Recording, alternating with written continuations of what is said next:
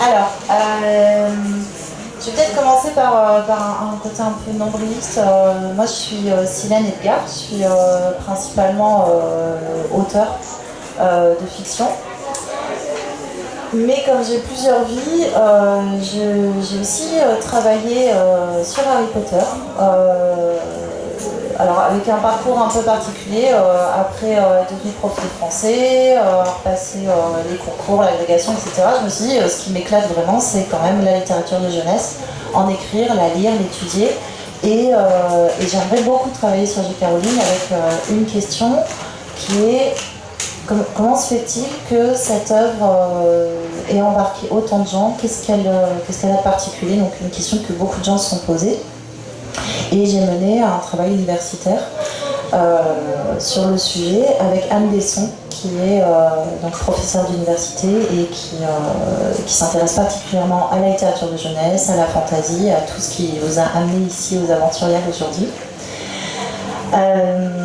J'avais proposé pour cette conférence un thème qui était Harry Potter romantique du XXe siècle. En fait, je vois que le public est très varié, donc je me suis dit qu'on allait essayer de reprendre un petit peu les choses et d'explorer un petit peu les particularités de cette œuvre plutôt que de se concentrer sur un thème particulier qui ne va pas forcément intéresser tout le monde.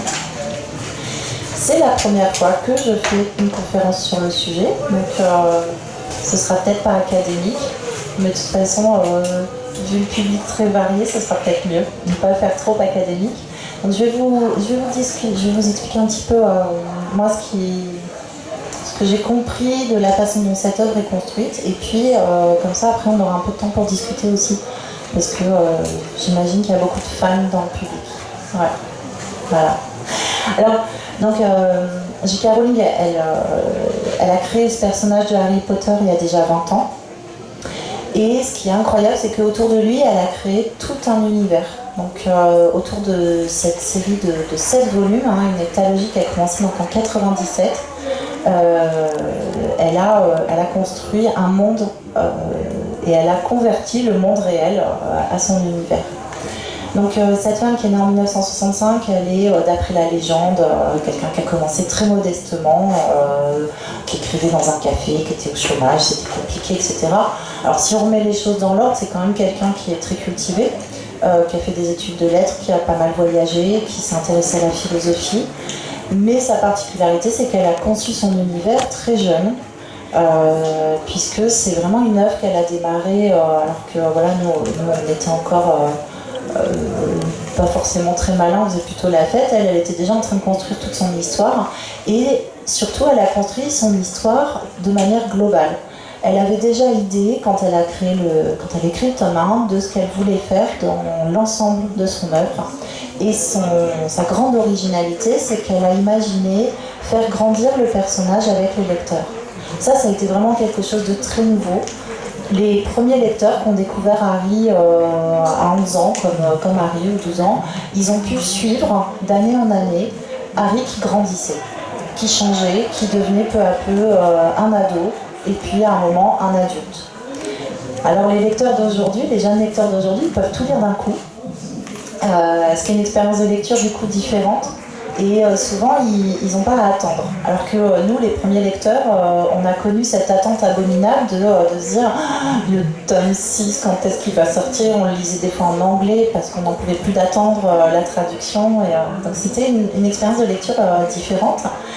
Alors ce qui est étonnant, c'est que nous, on a été pris dans le piège de cette parution au fur et à mesure, et puis les jeunes lecteurs, eux, ils continuent à lire 20 ans après.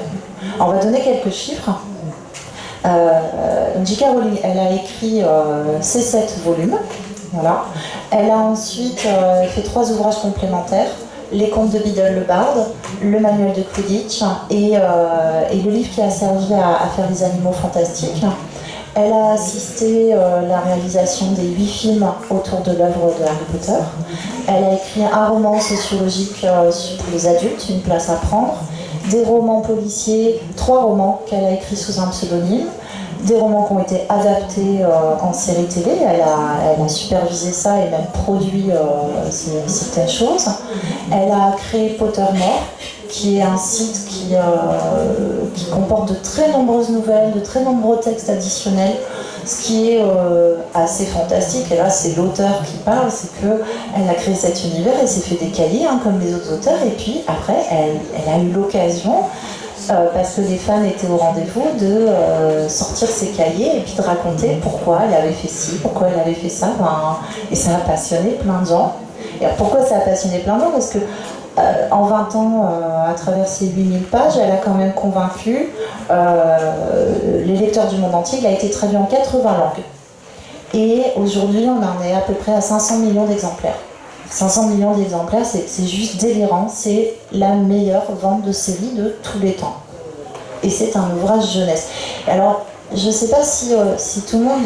parce que maintenant, on est habitué à ce succès de Harry Potter. Il faut se remettre un petit peu en arrière. Déjà, un livre qui plaise autant, qui soit traduit dans toutes les langues, qui soit vendu à des centaines de millions d'exemplaires, c'est fou. Et que ce soit un livre jeunesse, c'est encore plus dingue, parce qu'on considère toujours que la littérature jeunesse est un petit peu moins bien, c'est pour les enfants, bon voilà, c'est pas forcément ce qu'on considère comme étant au top. Et puis, en plus, c'est de la magie, c'est pas sérieux, il y a des dragons, des bestioles, des trucs. Et ben en fait, c'est voilà, la meilleure vente de série de tous les temps. Comme quoi finalement, il y a peut-être quand même autre chose derrière, et le fait que ce soit populaire à ce point nous fait dire que peut-être il faut aller creuser un petit peu et pas juste se dire que c'est un bouquin pour enfants avec des dragons. Non, quand on convainc autant de monde, à travers autant de pays et de cultures, c'est quand même qu'il doit y avoir quelque chose. Parce que parler aux gens de sa culture, de son pays, c'est déjà fort. Mais alors, quand on est britannique, réussir à convaincre des enfants de l'autre côté de la Terre et des adultes, beaucoup d'adultes, de nous lire, c'est pas rien. Alors, qu'est-ce qui s'est passé pour elle, hein, et qu'est-ce qui continue à se passer, puisque là, elle continue le travail avec les Animaux Fantastiques, dont elle est la scénariste, au cinéma. Tous les parents, les journalistes, les enseignants, ils se sont posé la question en voyant leurs enfants dévorer ces espèces d'énormes pavés là. Quand on voit les enfants qui disent « Ah non, il est trop gros celui-là ». Ok, bon, voilà. Ça a fait un petit paquet.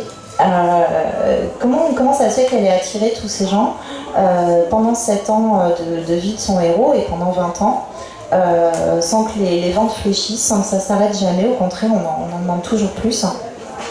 Je pense que elle fait quelque chose d'assez incroyable en termes de syncrétisme.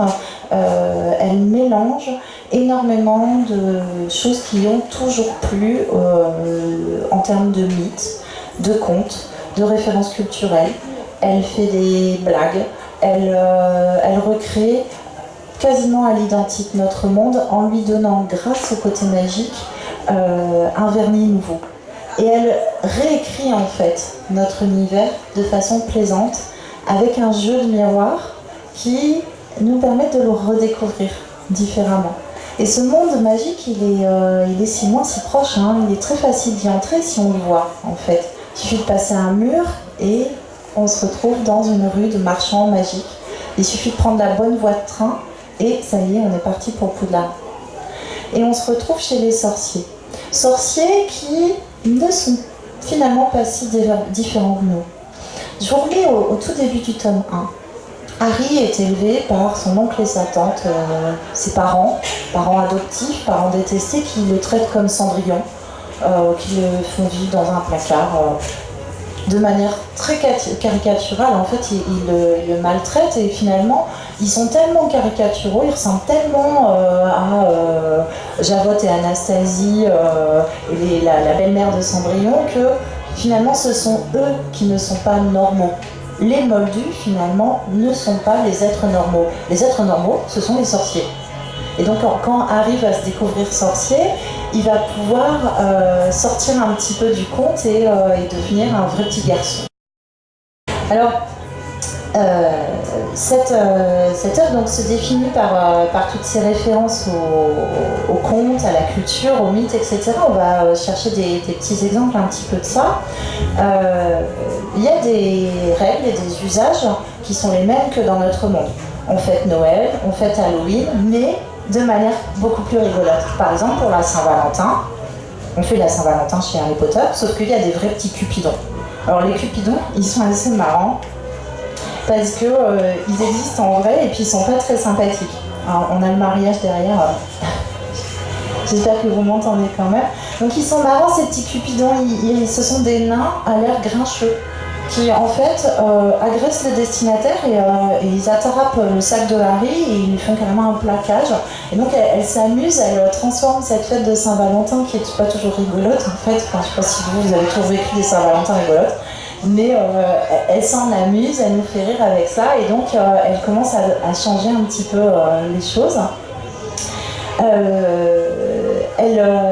Elle fait des clins d'œil. Par exemple pour Noël, si vous suivez les aventures de Harry au fur et à mesure, il y a toujours des cadeaux, puis il y a toujours des cadeaux qui reviennent. Le sacro-saint pull que lui fait Madame Weasley, le cadeau tout pourri de son oncle et sa tante qui lui envoie un cure-dent ou un penny ou un timbre, des choses ridicules. Il y a des choses qu'on retrouve aussi comme le bal de fin d'année. Alors on le retrouve dans la coupe de feu, donc le fameux bal qu'on voit, dont on a l'habitude, comment ça va se passer. Alors chez les sorciers c'est un petit peu différent et en même temps c'est pareil, c'est si loin, si proche. Donc je crois qu'une des premières choses, voilà, ça va être que J.K. Rowling, elle nous dépayse pas tant que ça. Elle nous prend par la main pour nous faire réfléchir un petit peu à ce qu'on a l'habitude de voir et puis elle le transforme, elle en fait quelque chose de rigolo. Alors après, elle en profite pour introduire quand même plein de choses en termes de mythes et de culture. Par exemple, elle va réutiliser dans la coupe de feu le mythe d'Oedipe.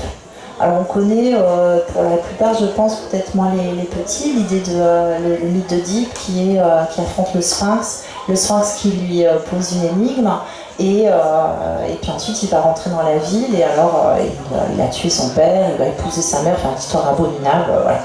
On retrouve Oedipe chez J.K. Rowling et en particulier quand il va rencontrer le Sphinx, alors c'est dans la coupe de feu, le Sphinx va lui poser une énigme aussi. Alors pas l'énigme qu'on connaît avec qui a 4 pattes le matin, 2 pattes le midi et 3 pattes le soir. Elle invente une énigme, une charade quand même. Donc pour faire une petite référence au mythe. D'abord, pense au premier de ce qu'il faut apprendre lorsque l'on ne sait rien à l'âge le plus tendre. Ensuite, dis-moi donc ce que fait par naissance celui qui au palais a élu résidence. Enfin, pour découvrir la dernière donnée, il suffit de l'apprendre à la fin de l'année. Tu connaîtras ainsi la créature immonde que tu n'embrasserais pour rien au monde. Alors, c'était quoi la réponse? Vous vous rappelez? C'était l'araignée. Donc il y a ce jeu. On s'amuse, on est lecteur, on rentre, on essaye de deviner, c'est rigolo, il y a la référence au mythe, et puis, grâce à l'énigme du Sphinx, on rentre dans le labyrinthe. Et là, on va rentrer dans quelque chose qui se rapproche beaucoup plus du mythe d'Oedipe, puisqu'on va retrouver Voldemort. Et Voldemort, lui, il est parricide, il a tué son père. Et c'est dans ce moment terrible, ce moment du tome 4 où Harry va basculer dans la partie la plus sombre de son histoire, hein, dans les tomes 1, 2, 3, on rigole bien, on touche un peu du doigt le danger, mais on s'amuse quand même beaucoup. À partir du moment où il va rentrer dans le labyrinthe et après le passage du Sphinx, ça va être beaucoup moins drôle. Voldemort revient, et là Harry, il entre aussi dans cette adolescence où il va commencer à se poser beaucoup plus de questions sur lui, beaucoup plus de questions sur son père aussi, ce père qui est peut-être pas si parfait, et de manière donc, il me semble très, très subtile, J.K. Rowling reprend le mythe qu'on connaît, elle le transforme légèrement, elle nous en amuse un peu, et puis elle repose la question, pas de manière aussi violente, parce que c'est pas Harry qui a tué le père, évidemment, mais Voldemort, son jumeau maléfique, le miroir noir de Harry. Et à partir de là, si on a cette référence-là, si on connaît Oedipe, on va pouvoir avancer dans l'histoire avec cette petite lumière, cette petite lecture, et se demander un petit peu quand est-ce que Harry va découvrir la vérité et trouver sa solution à lui. Alors des exemples comme ça de mythes, il y en a beaucoup dans Harry Potter. Il y a évidemment tous les mythes du Moyen-Âge, il y a plein de bestioles. Il y a la mandragore par exemple, qu'il s'agit de faire pousser, qui est rigolote. Il y a tous les mythes gréco-latins avec des bestioles. On a les centaures, on a l'hippogriffe qui arrive, on a tous les prénoms et les noms des personnages qui font référence. On a aussi des références à la culture populaire. Par exemple, je ne sais pas si vous le savez, mais les chocogrenouilles. Vous connaissez les chocogrenouilles? Non. Et bien, les chocogrenouilles, elles viennent d'un sketch des Monty Python que les Britanniques aiment beaucoup et qu'ils regardent à Noël, dans lequel il y a des chocogrenouilles. Alors c'est assez crado parce qu'ils mangent des grenouilles enrobées de chocolat. Et il y a aussi des nids de cafards. C'est là qu'on voit que J.K. Rowling fait référence vraiment à ce sketch particulier. Elle a mis aussi Calvin et Hobbes par exemple. C'est dans le tome 2. À un moment, le professeur Lockhart fait un sort de transmogrifiane. Et alors ceux qui connaissent bien Calvin et Hobbes de Bill Watterson, ils reconnaîtront le transmogrifeur qui permet de se transformer en ce qu'on veut. En fait, on rentre dans un carton et on se transforme.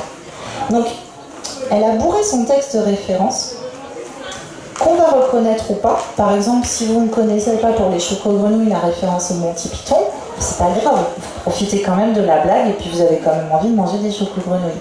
Mais si vous connaissez, c'est d'autant plus rigolo. Parce que du coup, vous avez envie de revoir le sketch et puis c'est amusant. Donc, elle met ces petits éléments-là partout, des fois avec un sens profond, comme pour le mythe d'Oedipe que je vous ai choisi comme exemple, et des fois juste pour le plaisir de les retrouver, pour le clin d'œil. Elle s'inspire beaucoup aussi de la littérature qu'elle a lue elle-même, de la littérature pour enfants britannique. On va retrouver des références à Amandine Malabule, la petite sorcière. On va retrouver des références à l'univers de Diana Wynne-Jones aussi. Et puis, elle était fan d'Elizabeth Nesbit, dont on retrouve aussi des éléments dans son texte. Ouais. Merci.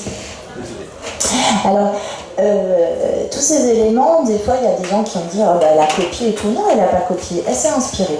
Elle a réussi à faire le mix de tout ça. Ceux qui ne connaissent pas, bah, c'est pas grave, encore une fois. Et puis pour ceux qui connaissent et qui ont adoré Diana Wynne-Jones, le château de Hurle quand ils étaient petits, ils ont ce plaisir de retrouver encore une fois.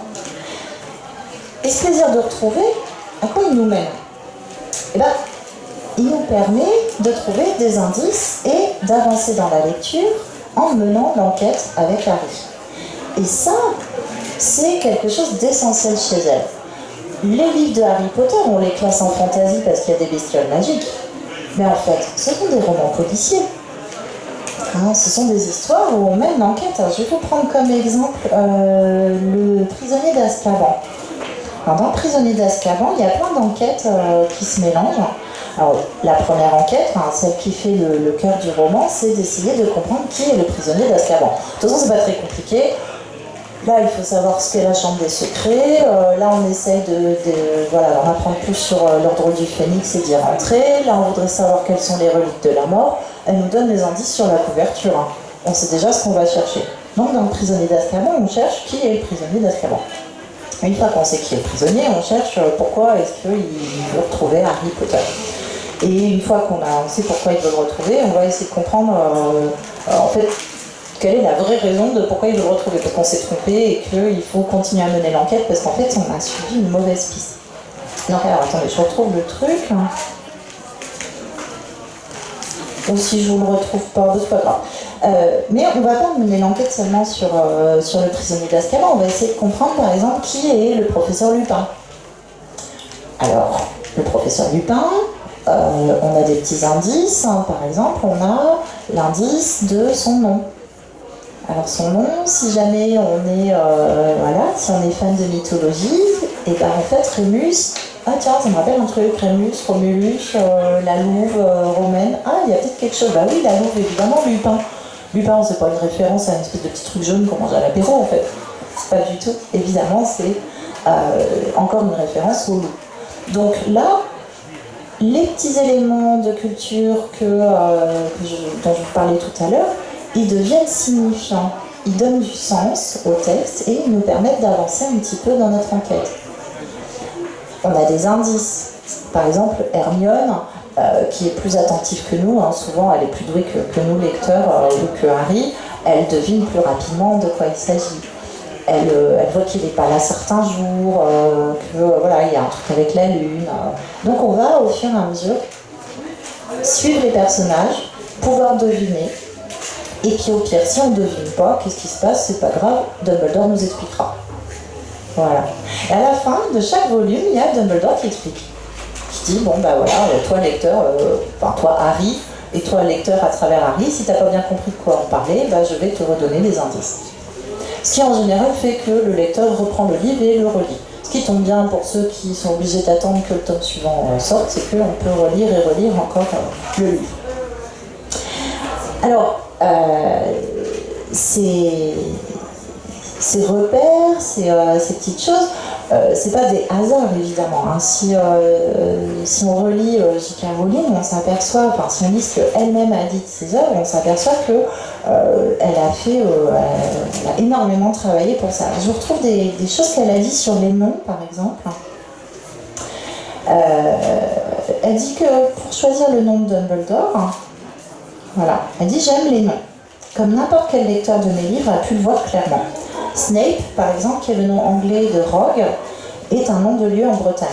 Dumbledore est un ancien terme qui signifie bourdon, parce que c'est une personne qu'elle trouve musicale. Elle imagine fredonnant tout le temps. Hagrid, c'est un vieux nom anglais aussi. Et puis, c'est un nom de saint, un saint médiéval. D'ailleurs, elle est toute blanche. Gilderoy, elle l'a retrouvé, c'est un élégant bandit de grand chemin écossais. Ce qui correspond très bien à son personnage de dandy, bandit en fait, qui invente toujours plein d'histoires. Et puis elle avait trouvé son nom de famille sur un monument aux morts. Voilà. Elle collectionne les noms et elle leur donne du sens. Ombrage. J'ai choisi avec soin les noms que j'ai donnés à Ombrage. Dolores signifie des émotions qu'elle répand autour d'elle. Ombrage est un jeu de mots pour l'expression prendre ombrage de quelque chose, c'est-à-dire s'offenser de quelque chose. Dolores s'offense de tout ce qui remet en cause sa vision limitée du monde. Et j'ai trouvé que son nom de famille illustrait parfaitement son étroitesse d'esprit et sa mesquinerie. Là, pour vous montrer sur ce petit travail sur les noms, mais on pourrait tous les passer en revue et on leur trouverait du sens à tous, que cette auteur a vraiment la volonté permanente de nous donner des indices, de nous faire réfléchir et de nous permettre de comprendre l'histoire petit à petit, comme un enquêteur. Minerva McGonagall, elle est bien sympa cette vieille prof. McGonagall, elle est très sérieuse, elle est écossaise, elle file des petits gâteaux écossais à Harry d'ailleurs de temps en temps. Et elle est Minerva, elle est la sagesse, évidemment. Mais Minerva, c'est aussi la déesse de la guerre. Et si on s'en rappelle bien, du coup, on n'est pas étonné quand, dans le tome 7, elle met en branle toutes les statues du château pour aller combattre les ennemis qui l'attaquent. Parce que Minerva, voilà, elle n'est pas que la sagesse, elle est aussi la guerrière casquée. Je ne vais pas vous faire toute la liste des noms, évidemment, mais par contre, je vous invite à aller les rechercher et à vous amuser avec ça. Je vais vous en donner un dernier qui, lui, n'a aucun sens. C'est Tom. Parce que si vous lisez bien les volumes, vous verrez que les prénoms et les noms ne sont donnés qu'une fois. À part Tom. Tom, il est deux personnes à la fois. Il est le patron du bar, que voit Harry dès le début, au chaudron bagueur. Et puis, il est aussi Tom Jeu du sort. C'est un nom très neutre, un nom qui n'a pas de sens. Ni pour l'auteur, ni d'ailleurs pour qui que ce soit. Alors que Harry, par exemple, c'est un prénom qu'elle aime beaucoup. Pourquoi Tom? Parce que justement, il est neutre, il le déteste tellement qu'il va s'en choisir un autre. Et c'est dit clairement par Dumbledore qui lui dit « mais pour moi tu t'appelles toujours Tom » et Voldemort lui dit « mais non, Tom c'est le prénom de mon père, c'est un prénom que j'aime pas en fait ». Et il choisit un autre nom du coup. Donc jusqu'au bout, elle réfléchit à toutes ces petites choses-là pour nous permettre d'avancer. Et si vous vous rappelez, le moment où on comprend que Tom Jeu du sort est aussi Lord Voldemort constitue une énigme aussi à part entière. Vous vous rappelez de ça? C'est un boustrophédon. Un boustrophédon, c'est quand on mélange... Ah non, ça c'était pour le Rizel. Mais c'est le même principe. Dans le tome 1, avec le miroir du Rizel, on a compris que si on essayait de repérer comment les lettres sont mélangées, on va peut-être comprendre un petit peu de quoi il s'agit et progresser dans l'enquête. Si on lit Rised à l'envers, on comprend que c'est le miroir du désir. Et bien dans le tome 2, elle nous refait le coup, puisqu'on a compris, un lecteur, vous avez compris comment il faut faire. Bon, et ben je vais vous donner une autre énigme. Et elle nous mélange les lettres pour tome jeu du sort. Si on a compris, on devine que, comme jeu du sort, il y a peut-être un truc derrière. En plus, jeu du sort, bon, c'est la traduction française, en anglais on a le même principe, il y a quand même un jeu à trouver. Et dans ce jeu, qu'est-ce qu'on retrouve? Le nom du méchant. Et du coup, on a gagné l'enquête. Si on n'a pas compris, évidemment, il nous expliquera à la fin. Voilà, comme d'habitude. Donc, ce jeu-là, ce jeu sur les noms, elle le transforme après en jeu sur les lettres, on va essayer de retrouver les choses, d'ailleurs elle le fait jusqu'au bout. À la fin du tome 6, on se demande bien qui est Rab, R-A-B, et on cherche dans tous les sens, etc., qui peut bien être ce R-A-B dont on a trouvé les initiales, voilà. Encore une fois, les enquêteurs, les relecteurs, peut-être qu'ils vont faire des listes, et ça s'est fait, les fans ils ont fait des listes pour essayer de retrouver qui était le R-A-B. Si on n'a pas la solution, on attend le tome 7 et puis il nous la donne. Voilà. Donc il y a vraiment, à mon avis, là, quelque chose d'essentiel dans le succès d'Harry Potter, c'est que elle nous fait mener l'enquête sans arrêt, elle nous donne des clés, elle nous permet d'avancer, et en même temps, elle permet au lecteur qui n'a pas envie de réfléchir, de prendre plaisir quand même à cette lecture. Au-delà de ça, au-delà du plaisir, au-delà des petites blagues, etc., on a aussi une profondeur de champ à travers les personnages qui apparaît justement quand on se dit « bon, elle ne met rien au hasard, j'en ai la preuve avec tout ça ». Dans ce cas-là, qu'en est-il des autres? Qu'en est-il de toutes les petites références que j'ai l'impression de voir quelque part? Par exemple, est-ce que elle n'aurait pas un discours sur la société? Est-ce qu'elle ne serait pas en train de nous parler, quand elle nous parle de Severus Snape en français, en anglais, qui donne Severus Rogue, SS comme Salazar Serpentard, les Moldus qui n'ont pas le sang pur,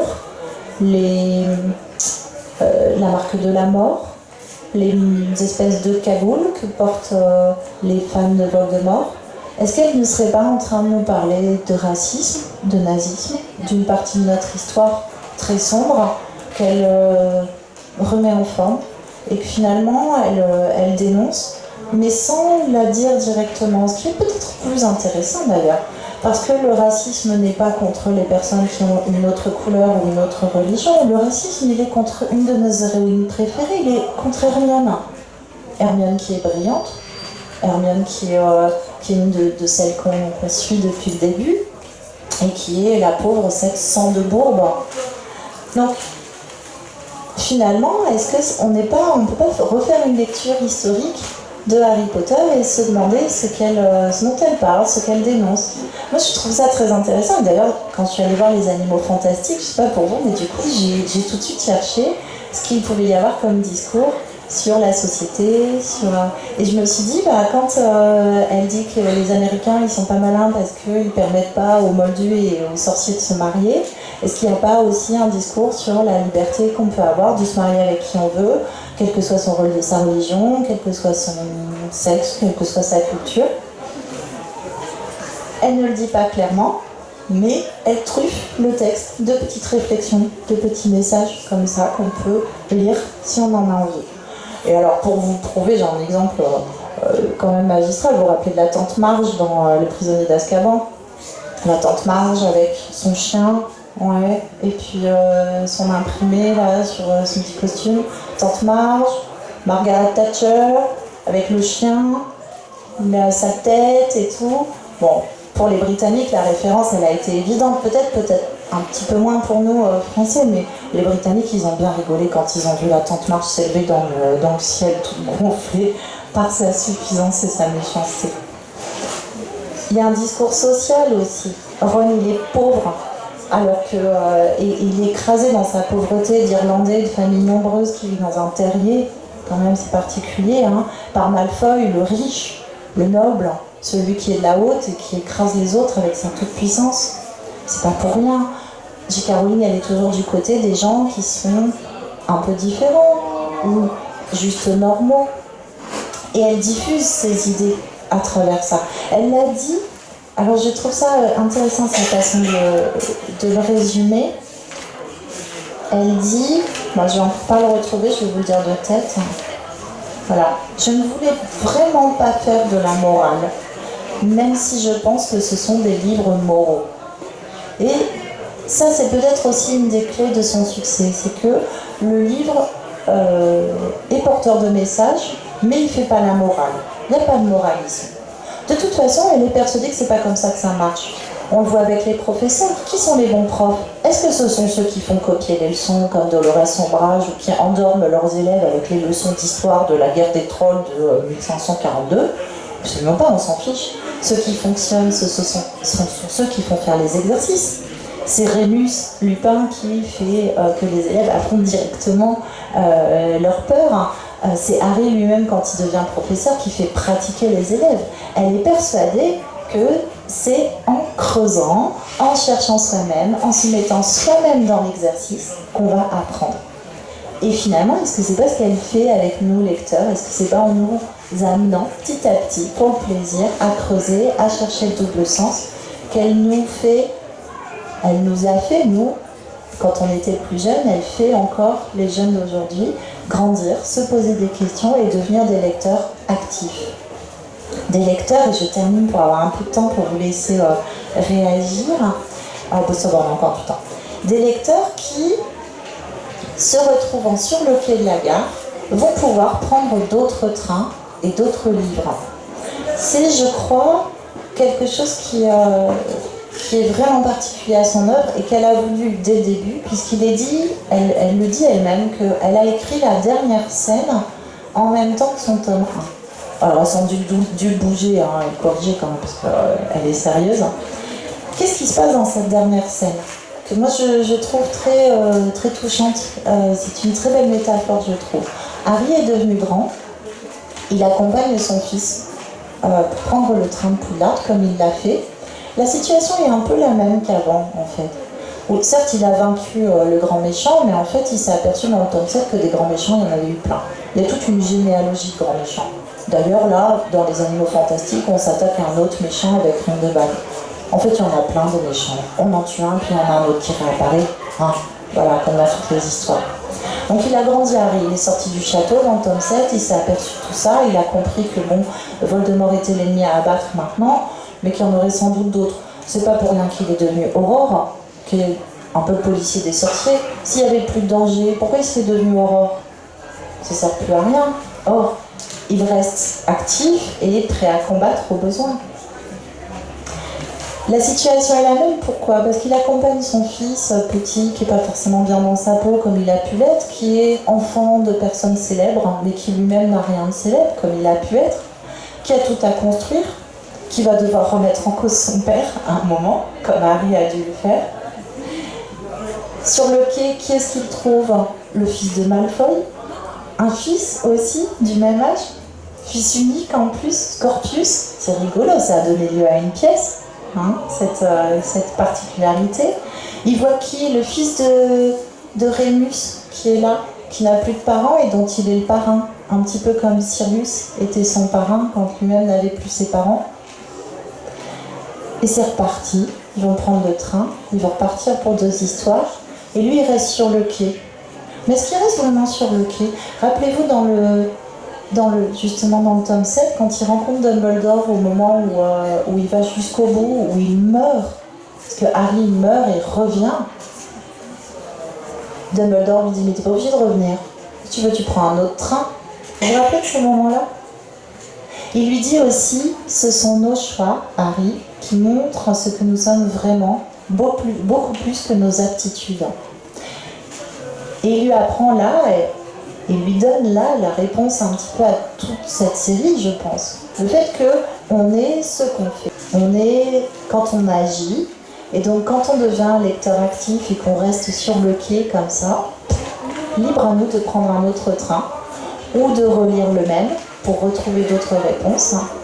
En tout cas, on est devenu un lecteur actif. On est devenu comme Harry, quelqu'un qui décide de relire les choses de manière intelligente, de manière éclairée, et qui se dit que peut-être on peut lire entre les lignes. Il me semble que c'est vraiment là, enfin pour moi après justement je vais vous entendre, je pense que c'est là la clé du succès de Harry Potter. C'est que c'est un livre ouvert, c'est un livre qu'on peut relire, c'est un livre dont on peut partir, c'est un livre qui fait grandir, qui cultive et qui en même temps nous fait rire, nous amuse sans arrêt. Voilà. Alors du coup, je ne sais pas si vous avez envie de réagir, si vous êtes d'accord, pas d'accord, si vous avez envie de revenir sur certaines choses. Oui, vas-y. Surtout au niveau des enfants d'Harry Potter, au niveau de Harry Potter et l'enfant maudit, le livre qui est sorti en 2016. Oui, alors Harry Potter et l'enfant maudit, c'est ce qui t'intéresse. Alors ce qui est très particulier avec Harry Potter et l'enfant maudit, c'est que c'est pas J.K. Rowling qui l'a écrit. C'est une des particularités de cet auteur, c'est que comme ses fans ont suivi vraiment tout ce qu'elle a fait et ont inventé des histoires pour poursuivre son univers, parce qu'ils étaient un peu déçus que les livres prennent autant de temps à sortir peut-être, elle les a encouragés. Et elle les a tellement encouragés qu'elle a même été jusqu'à soutenir la création de cette pièce qui n'est pas son écriture à elle. Et on le voit à quoi, maintenant que je vous ai donné les réponses, il n'y a pas de jeu sur les mêmes, il n'y a pas de nouveaux objets, de nouveaux animaux, il n'y a pas toutes ces clés qu'on trouve dans les autres albums, dans les autres romans d'Harry Potter. Pour moi, la pièce est évidente, il n'y a absolument pas tout ce qui fait la saveur de l'écriture de J.K. Rowling, c'est-à-dire un roman à clé, un roman avec plein de surprises, de trappes à soulever, alors que dans les Animaux Fantastiques, de nouveau, on retrouve cet univers complètement dingue avec plein de bestioles qui courent partout, des doubles sens, des personnages étranges. Ils ont des noms particuliers, les personnages des Animaux Fantastiques. Hein, Norbert Dragono, il est quand même particulier, et puis tous. Et là, on retrouve J.K. Rowling et son écriture. Donc, moi, je trouve ça très intéressant, cette idée d'avoir fait faire cette pièce. Mais c'est pas du J.K. Rowling. Elle a juste mis son nom sur la couverture. Ouais. C'est ce que tu crois aussi? Ça, c'est quelque chose qui est particulier chez elle. C'est que elle est devenue très riche avec tout ça.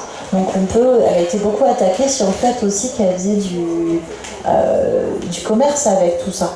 Bon, en même temps, si vous aviez inventé les détraqueurs et tous ces trucs incroyables, ce serait normal aussi que vous profitiez un petit peu des retombées économiques.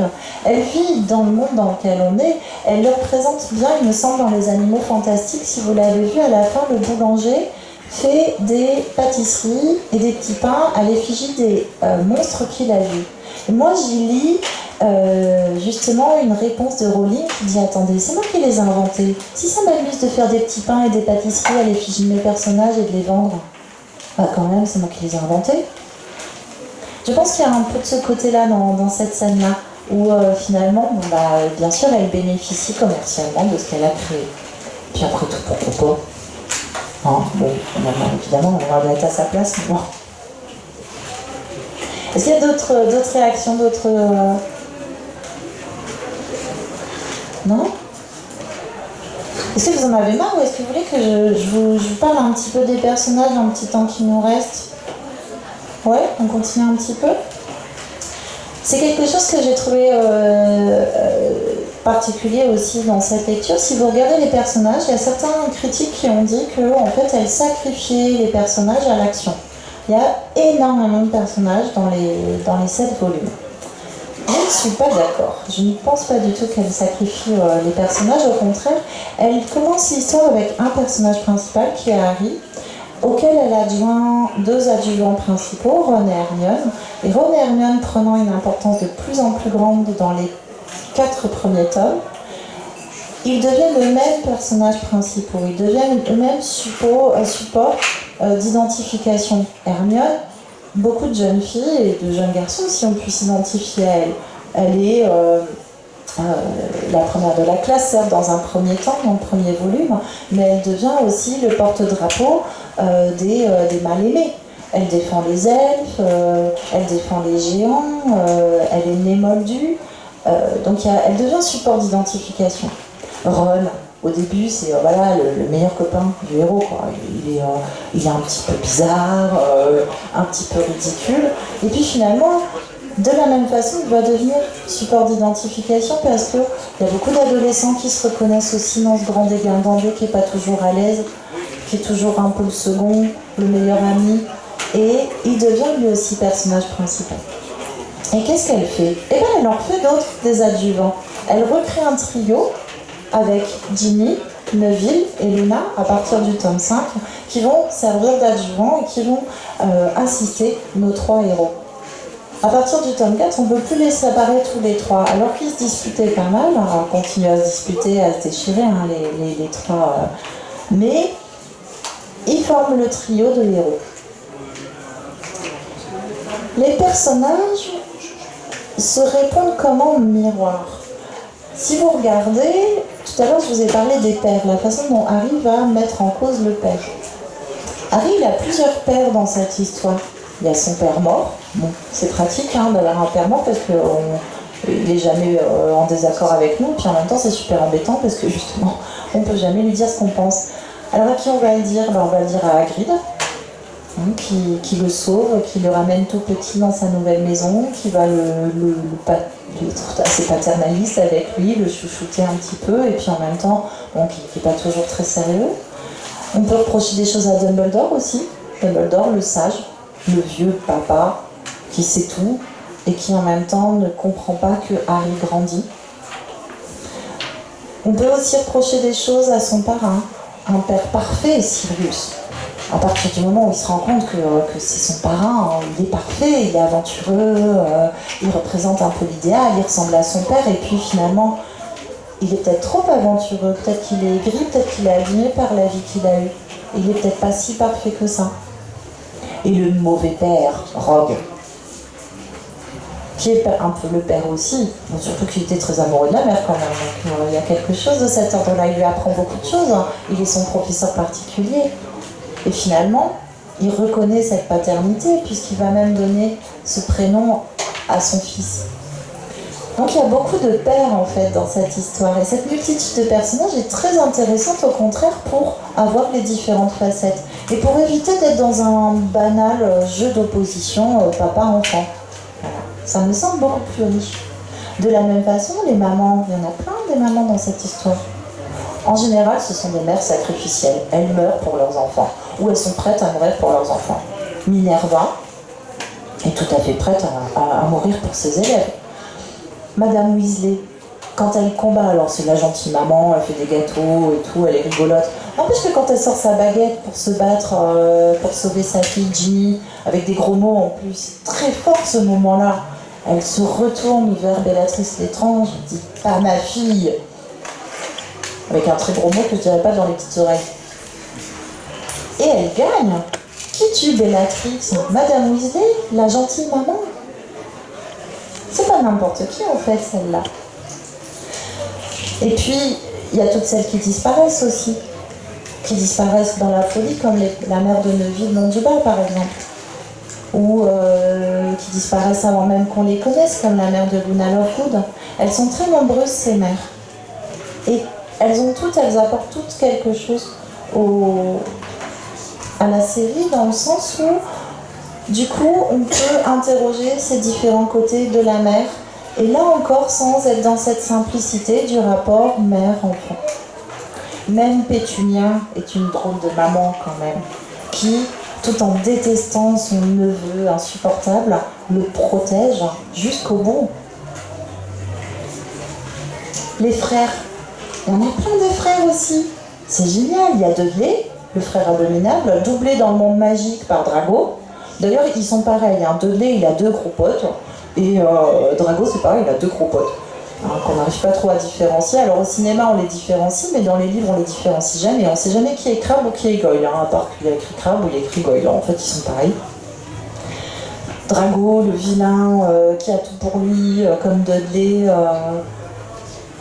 Mais avec Drago, il n'y a jamais cette complicité qui finit par y avoir avec Dudley. Et là, ils se différencient, ils deviennent des frères différents.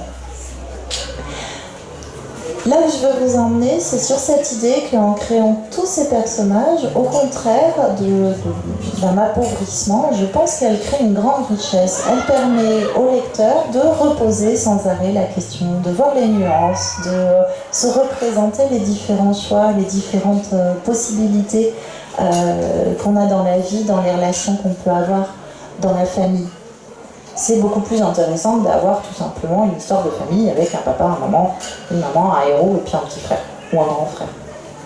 C'est tout de suite beaucoup plus riche. Et je vais terminer avec sans doute moi la pléiade de personnages qui me plaisent le plus. Je vous ai dit au tout début que J.K. Rowling avait travaillé sur la philosophie. Elle est sartrienne, Rowling. Vous savez, Sartre défend cette idée qu'on est ce qu'on fait. Ça correspond bien à ce que Dumbledore dit à Harry d'ailleurs. Ce sont nos choix, Harry, qui montrent ce que nous sommes vraiment. Et je crois que c'est là qu'on retrouve un des plus beaux exemples de cette galerie de personnages qui a du sens avec Sirius, Régulus, Rogue et Peter Pettigrew. Ces 4 personnages se ressemblent dans un sens, c'est qu'ils sont tous du mauvais côté. Ils naissent tous du mauvais côté. Sirius, c'est un black. Mais dès l'enfance, il choisit de partir. Il choisit de rejoindre les Potter. Il change de bord. Il est ce qu'il fait. Il devient un bon, un gentil. Son petit frère Régulus, ça met du temps. Lui, par contre, c'est un black assez longtemps. Il devient même un partisan de Voldemort. Et puis, il réagit. Comme il réagit trop tard, il va devoir se sacrifier. Mais n'empêche qu'il réagit et qu'il sauve quand même. Il réussit à récupérer un Horcrux qui va pouvoir être détruit. Donc il participe à la chute de Voldemort. Rogue, qui a été vraiment un sale type quand même pendant très longtemps, tout vient par lui. Finalement, sans lui, on ne s'en sort pas dans cette histoire. Donc là encore, dans ce qu'il fait, il permet de se débarrasser de juste ce qu'il est. Il devient autre chose que ce qu'il est. Il devient celui qui finalement n'est pas si mauvais. Et on a Peter Pettigrew. Lui, c'est l'exemple du salaud sartrien. C'est pas de ma faute, j'y suis pour rien. De toute façon, j'étais plus nulle, j'étais plus faible, les autres ils étaient plus forts que moi, et je pouvais rien faire de toute façon. Alors je trahis. Je trahis tout ce que je peux, je trahis mes amis, je trahis Harry, je trahis tout le monde. De toute façon, je peux pas faire autrement. Le sale type, quoi. Le type qui dit je peux pas faire autrement qu'être ce que je suis. Mais si, la preuve, Sirius, Régulus, Rogue, on peut faire autrement. Et au dernier moment, il va quand même réagir. Bon, comme il réagit vraiment très tard, il en meurt très très vite. Mais n'empêche que il y a quand même à la fin un acte.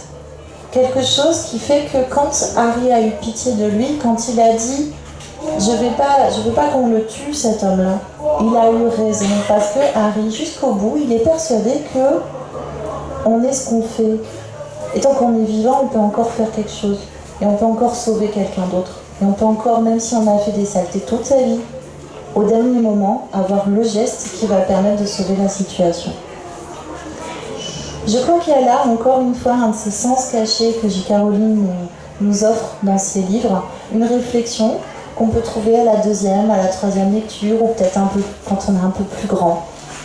Mais voilà, je vous invite, j'espère que ça vous aura donné envie d'aller regarder un petit peu, je vous invite à relire, à chercher tout ça. Il me semble que là, on a vraiment une auteure qui a construit comme une cathédrale cette œuvre pour nous y cacher une somme de secrets, de blagues, de réflexions philosophiques, mais aussi de petits clins d'œil, pour plaisir, pour réfléchir, pour avancer, et puis après pour aller vers d'autres livres. Voilà, je termine là-dessus. Je vous remercie.